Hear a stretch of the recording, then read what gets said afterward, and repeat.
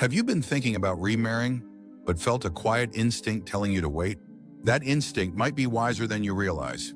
Because while love in later life can be beautiful, comforting, and deeply healing, it also comes with challenges most people never talk about. You've lived a full life. You've built routines, relationships, and maybe even raised children, or lost someone you deeply loved. And bringing someone new into your world, especially now, changes more than just your name or your mailing address. It changes how your money moves. It shifts family dynamics, and it demands a level of clarity many people don't realize until they're already in too deep. In this video, we're going to walk through 5 truths every person over 70 should know before getting remarried.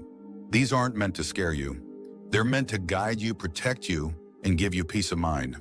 Because love at this age isn't like love at 30. It's not about building from scratch. It's about merging what's already been built. And that's why the risks, if ignored, can feel heavier and more permanent. Stay with us until the end, because the final truth might be the one most people never consider, but it could save you from years of silent regret. So whether you're already in a relationship, thinking about saying yes, or just curious about what remarriage means later in life, this video is for you. Let's begin. Number 1, legal and financial consequences few talk about. Most people believe that love is all you need. But when you're over 70 and considering remarriage, what you don't know about legal and financial consequences can quietly unravel the life you've built. Remarrying can affect everything from your Social Security benefits to your will, your pension, and even your tax bracket. And while love may feel like the most important factor, failing to understand, these changes can lead to serious complications, not just for you, but for the people who rely on you, trust you, or stand to inherit from you.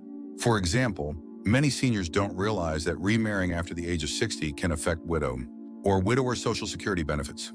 If you're receiving spousal benefits from a deceased partner, that income may be reduced or cut off entirely once you legally remarry.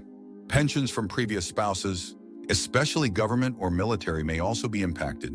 And if you've set up a will or trust with your children in mind, remarriage can legally override those wishes if new documents aren't drawn up. Suddenly, the assets you intended to pass down may be redirected without you even realizing it. I once knew a man named Carl, 76, who had been widowed for nearly a decade. He met a wonderful woman, and they married quietly without much paperwork or planning. Years later, after Carl passed, his children were stunned to discover that his pension benefits had shifted entirely to his new wife, leaving behind confusion, resentment, and irreversible financial loss. Carl hadn't done anything wrong.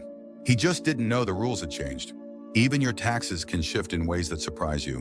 While being married might lower taxes for some, for others, especially seniors with retirement income, property, or investment accounts, it may actually bump you into a higher bracket. You may lose access to certain deductions or benefits that were available when you filed as single or widowed. These changes don't happen with drama or warning. They happen quietly on forms, through policies and documents. You may not think to review until it's too late. At this stage of life, protecting your peace includes protecting your paper. You've worked too hard for too long to have your final wishes undone by a marriage certificate you didn't fully understand. Love is still possible. Commitment is still beautiful. But don't let the emotional part of marriage blind you to the practical parts, because once those parts shift, they can't always be reversed. Number 2, emotional needs that quietly change with age. When we think about remarriage, it's easy to imagine a second chance at love, the laughter, the companionship, the sense of being needed again. But here's something not enough people say out loud. The emotional needs that shaped your first marriage may no longer be the ones that truly serve you now. At 70 or 75, you may not be looking for the same kind of relationship you once needed at 35 or 40. What used to be about building a life together is now about preserving the life you've already built with care, balance, and clarity. For many seniors, what they crave isn't romance in the traditional sense. It's respect. It's emotional companionship without the heavy expectation of day-to-day dependency.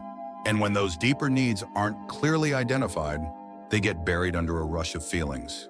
Loneliness, nostalgia, or even guilt about wanting connection again. But rushing into remarriage without naming your new emotional truth can lead to confusion, disappointment, or a subtle erosion of your independence. I once knew a woman named Helen, 74, who remarried quickly after losing her husband of 45 years.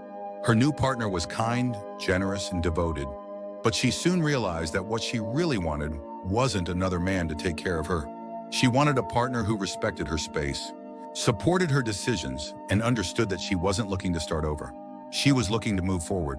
It took time, but they eventually renegotiated their dynamic, not as a husband and wife in the traditional mold, but as two older adults choosing each other without needing to define their worth through each other. Remarriage at this stage of life should start with one question. What do I truly need emotionally right now? Maybe it's someone to share meals with, or someone who makes you laugh. Maybe it's a travel companion, or someone who simply listens without trying to fix.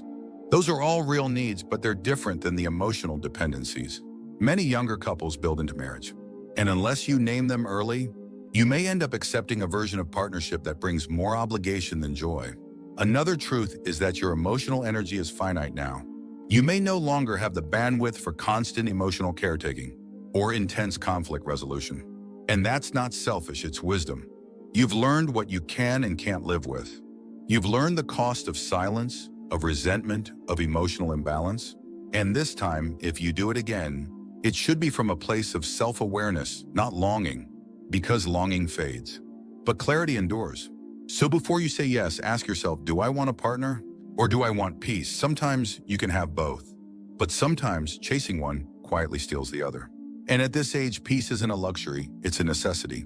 If you're still watching this video and finding these insights valuable, please comment number 2 below to let me know you're here. And if you haven't subscribed yet, I recommend you subscribe and turn on the bell so you don't miss any videos. Your support helps us continue creating good content to inform and inspire you. Now let's move forward. Number 3, blended families and the hidden friction they bring. When two people in their 70s decide to marry, it may feel like a simple decision between two hearts, but in reality, there are often many more people involved, and not all of them are eager to celebrate. Adult children, grandchildren, extended, relatives from both sides can quietly bring emotional complexity, financial suspicion, or even resentment to the surface.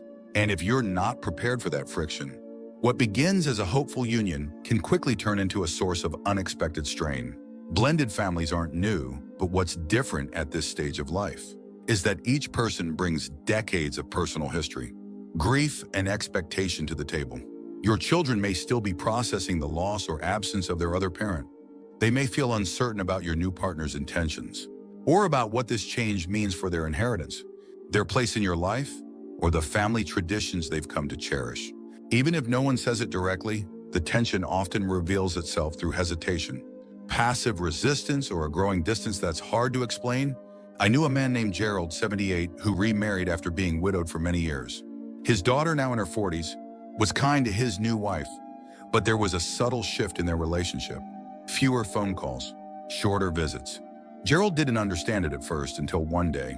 She admitted that she felt replaced, not because his new wife had done anything wrong, but because he hadn't made space for her emotions in the process.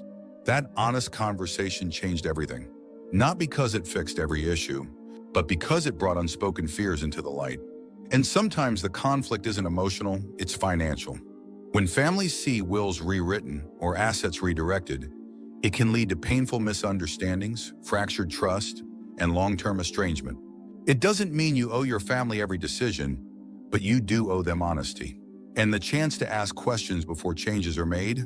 These conversations are uncomfortable, but avoiding them doesn't prevent hurt. It just delays it. Before you remarry, take time to speak openly with your children and close family members. Let them know your reasons, your hopes, and your boundaries. Reassure them where you can, and make room for their discomfort where you can't. You don't need their permission, but you'll need their presence in your life far longer than you'll need their approval for one decision. Because in the end, the success of your marriage won't just depend on the two of you. It will depend on how well you both navigate the delicate dance of honoring the past while building something new. And that's not just about love. That's about emotional leadership. And at your age, you've had enough experience to know the hardest conversations are often the ones that lead to the deepest peace. Number 4, the caregiving role no one plans for. In your 70s or 80s, love can feel like a comforting return. Someone to talk with at breakfast, someone to hold hands with during a walk, someone to share a quiet evening with after the noise of life has faded. But what many seniors don't fully consider is how quickly that companionship can shift into caretaking, and how unprepared most people are for what that truly demands. When you remarry at this age, you're not just gaining a partner. You may also be inheriting their future health needs and placing your own in someone else's hands. It starts small. A doctor's visit, a prescription to be picked up.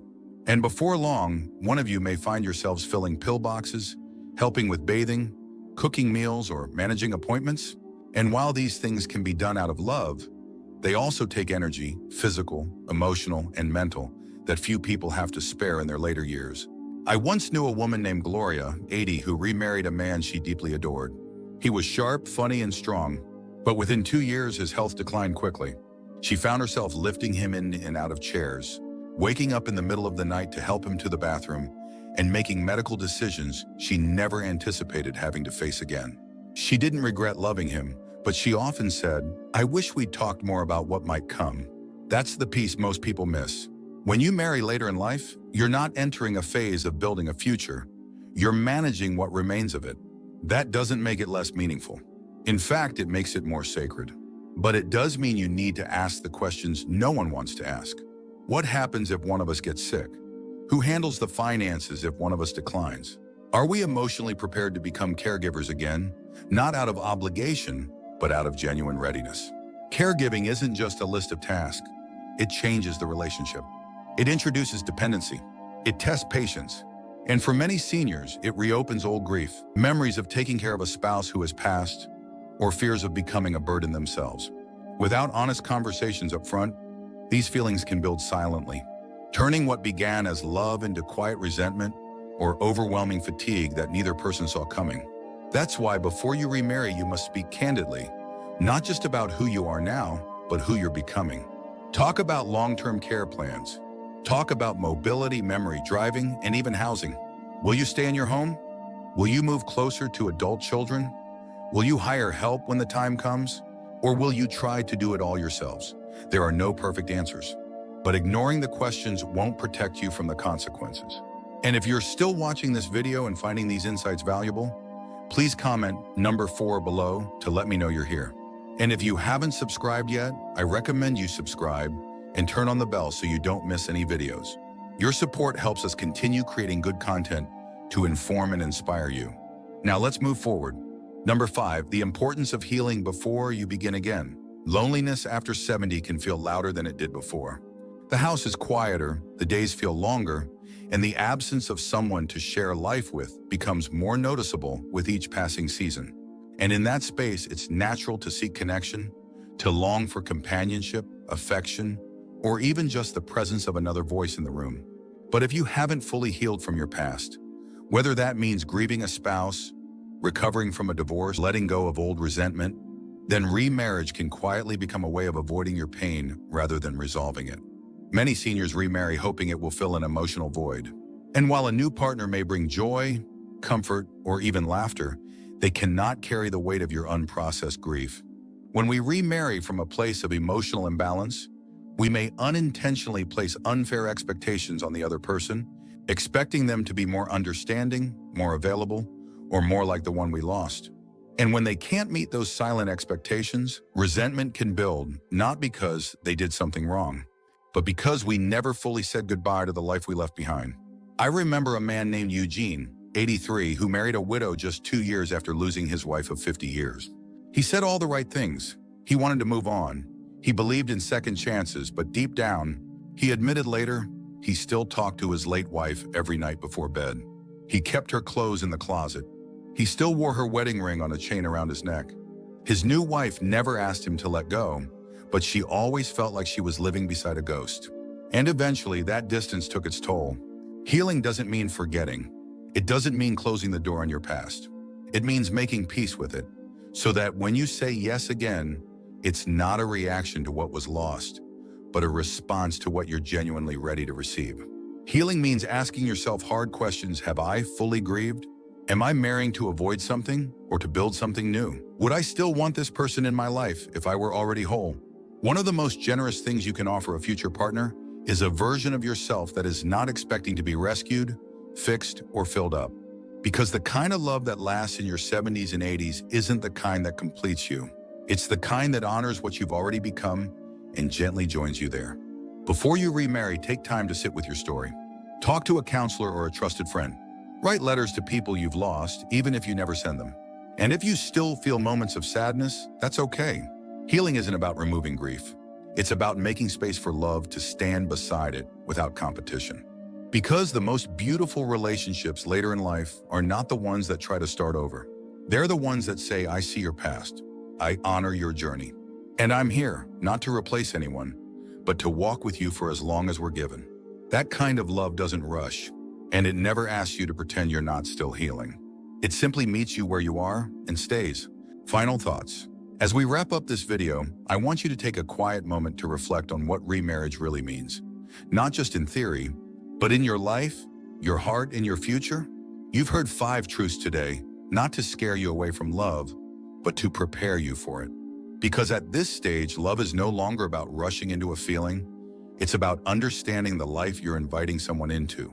It's about protecting what you've built, honoring where you've been, and carefully choosing what you bring forward. Whether it's sorting through financial changes, understanding how your emotional needs have shifted, navigating the reality of blended families, preparing for the possibility of caregiving, or ensuring you've fully healed before opening your heart again, each of these truths offers you something invaluable: clarity. And clarity is what gives love a place to grow that isn't clouded by confusion or regret. You deserve companionship that fits your life as it is now, not as it once was. You deserve peace in your household, strength in your decisions, and joy in your later years that isn't dependent on anyone else for stability. Remarriage can be part of that joy, but only if you walk into it with both eyes open and both feet grounded in self-respect. So before you say yes to anyone else, say yes to yourself. Say yes to your own understanding, your own timing, your own boundaries. Because when you're rooted in your truth, the love you attract will be better, not louder, not flashier, but better. The kind of love that doesn't rush you, doesn't drain you, and doesn't ask you to be anything but exactly who you are. And if this video gave you something to think about, whether it was a reminder, a challenge, or a quiet reassurance, then take it with you. Let it sit. Let it shape the next conversation you have, the next decision you make, or the next story you tell someone who needs to hear it. Thank you for joining us today. We'd love to hear from you. Leave a comment below and share one thing you learned today and how you plan to use it in your life. Your thoughts are important to us, so don't hesitate to share them. Reading your comments gives us great motivation and encouragement. If you enjoyed this video and found it helpful, please like, subscribe, and share. Your support helps us continue creating good content to inform and inspire you. Thanks for watching, and we look forward to seeing you in the next video.